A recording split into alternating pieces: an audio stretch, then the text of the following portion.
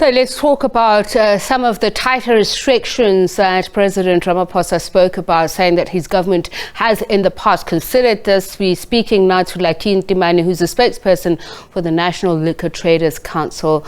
A very good evening to you, Mr. Ntimane, and thank you so much for speaking to us. As you would have heard, the President's concerns raised about not only the level of consumption, and we're talking here particularly about the abuse of substances, in this case alcohol, but the age at which we need to re-look at, whether or not is fit for consent. What has been the industry's reaction? Is this a discussion you've had before?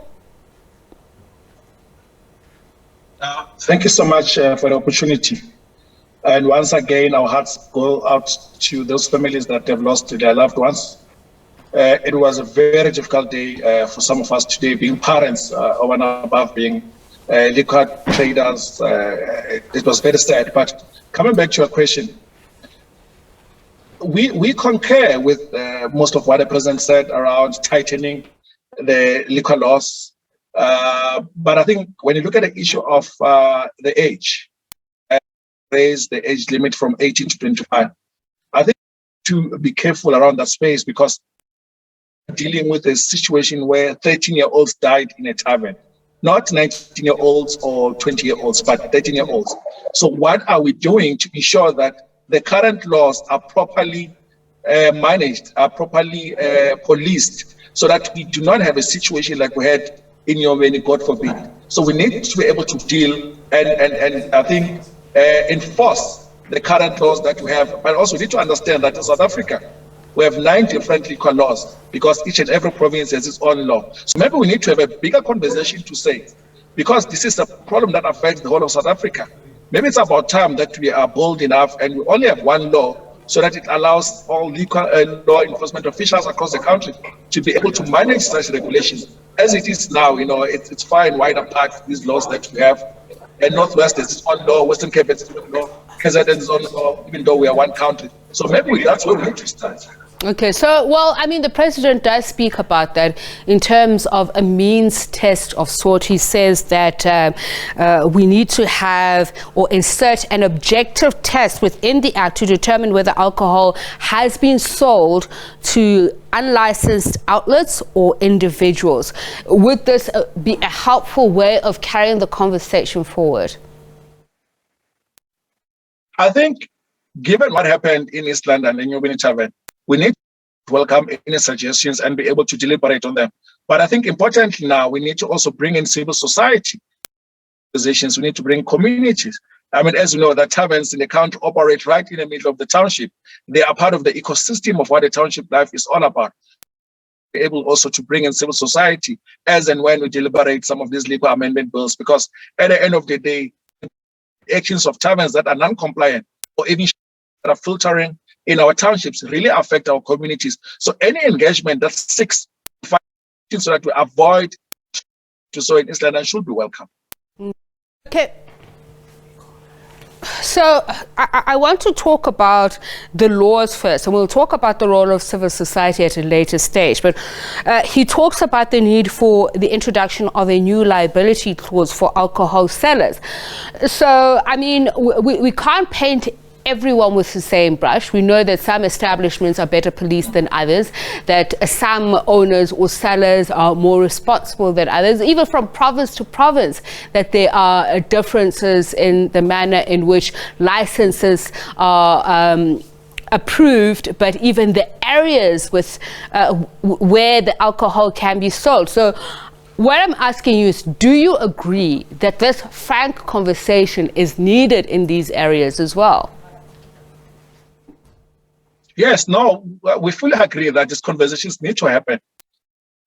It cannot just be one party making decisions that will have an effect on the other party, in this case, communities, like what happened in East London, where an action of a tavern owner led to the deaths of the 21 kids there. Needs to be able to have this conversation. So we are aligned with the President that we need to be able to have these conversations, and we are willing and ready to have those conversations. And nothing must be off the table. We need to bring everything on the table so that we can find a long-lasting solution that will ensure that we safeguard not only the livelihoods of operating taverns, but importantly, ensure that we safeguard the lives of our community, our consumers. So there is the suggestion of the introduction of a 100-meter radius limitation of trade around educational and religious facilities. Are you in agreement with this? Will it make a difference? And that also goes to the issue of alcohol advertisements, that there needs to be an amendment or clause that talks about the extent to which alcohol is advertised, including social media, etc. Do you agree? Look, I think what we have learned during COVID-19 is that we need to take decisions that are based on scientific evidence, and we need to be able to show that they will give us the results that we need. Because, now emotions are running high. There will be all sorts of suggestions that might not hold in terms of implementation. But also, you need to understand that if you are going to start advertising, there's also the effect of jobs being lost in that advertising space. But we're saying that all discussions must be had. There's nothing that must be not be able to be put on a table for discussion. So in part and in principle, we agree with all the proposals that have been put, but let's put them through the test in terms of their scientific bearing on whether they'll be able to give us the results. And if they're going to give us the results that we need, then we should follow those suggestions.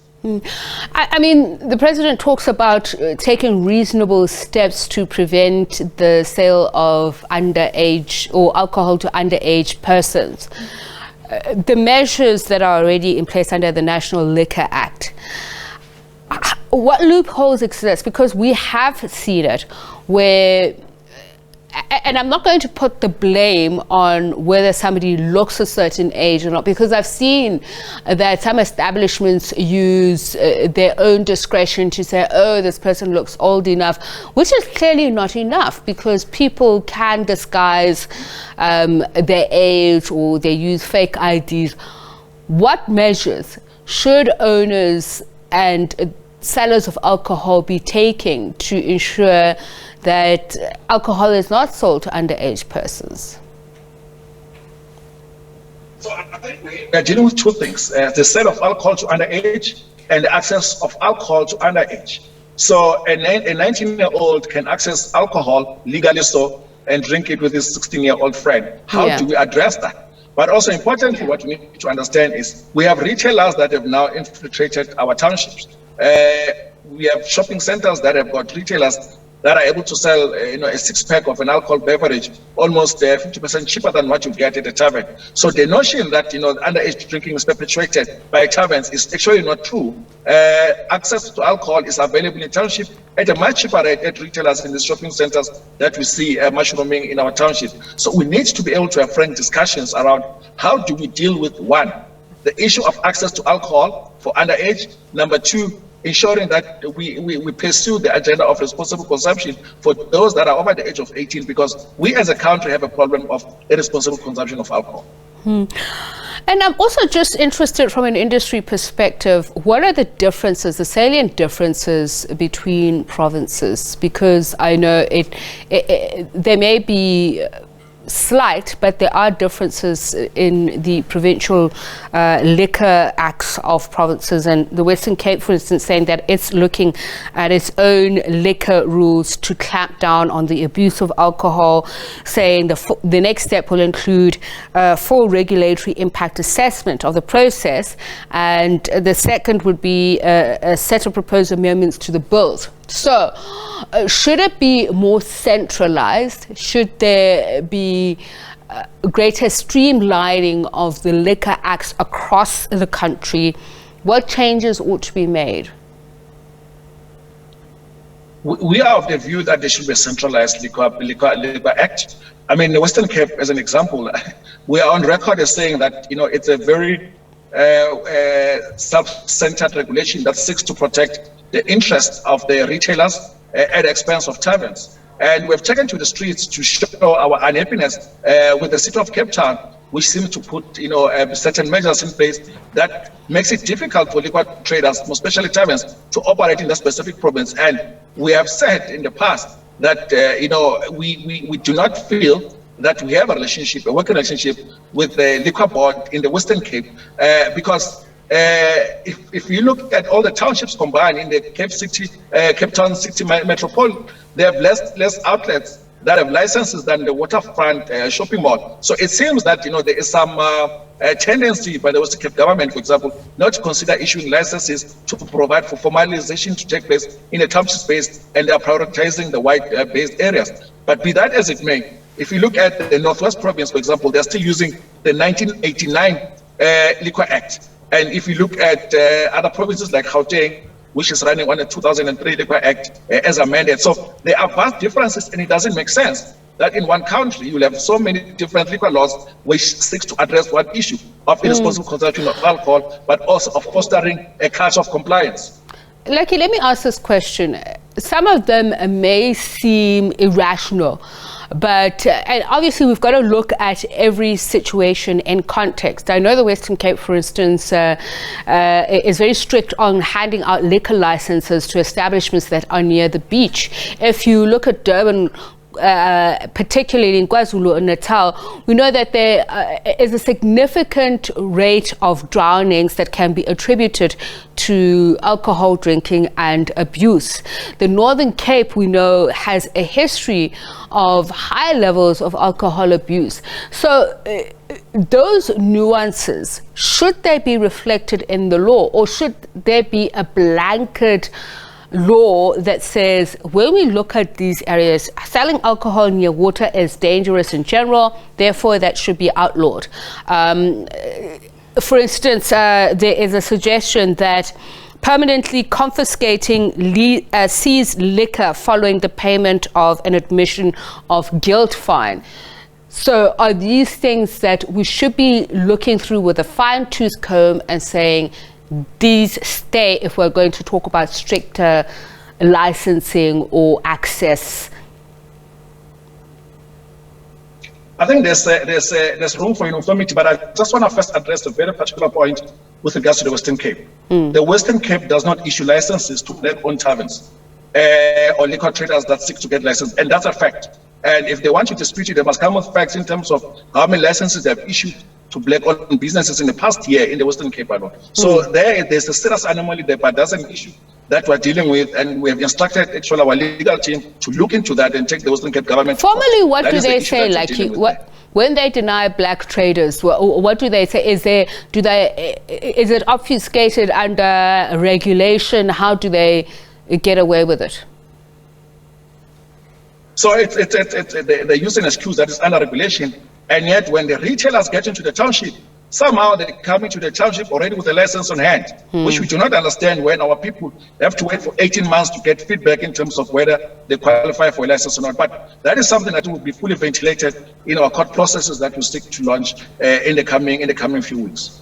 All right, let's go back to my question about context, going from province to province and some of the prevalent problems in each of these provinces, and how to take all of these anomaly or even individual problems and make sure that they are in national legislation, that there is parity if we are saying that we are going to implement stricter laws. I think there is a room for having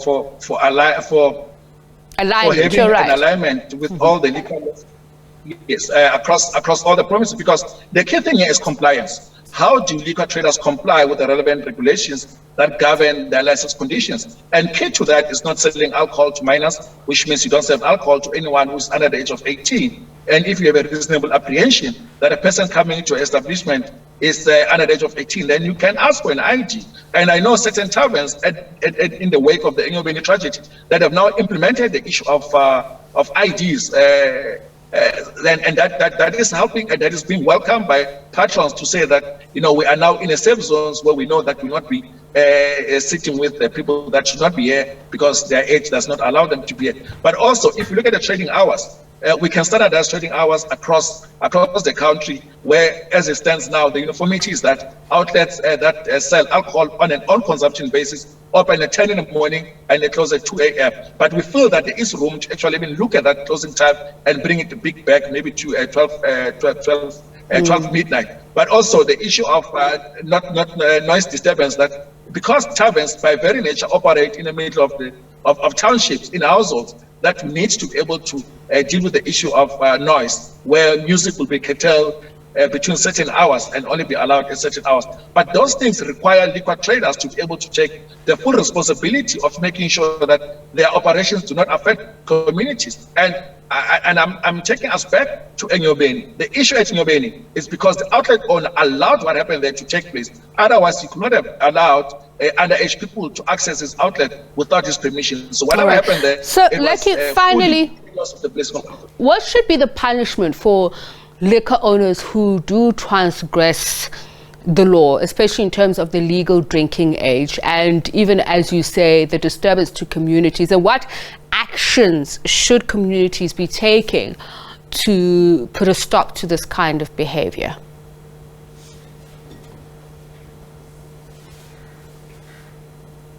I think we have now established that allowing underage is tantamount to killing our children, like we've seen today. So anyone who sells alcohol to underage, if they are caught, they need to lose their licenses. They have no right to trade in alcohol in our space, in our society. They need to be out of business immediately. All right. And communities? What role should they play? I think communities need to be given space to be able to report any non-compliance by traders in their midst. And police, and the liquor board officials need to take communities in their confidence, so that they can know that when they report these type of issues, then they'll be heard and they will get responses. I receive complaints on a daily basis of communities that are saying that they've got shebeens that are operating in their midst, and they're allowed to operate even when they report these matters to police. So we need law enforcement officials to come on board. We need a liquor board and enforcement also to come on board, so that we can root out this issue of having alcohol in our communities. That should not be there. That is sold illegally, and that should not be happening. All right, Lucky, thank you so much for speaking to us.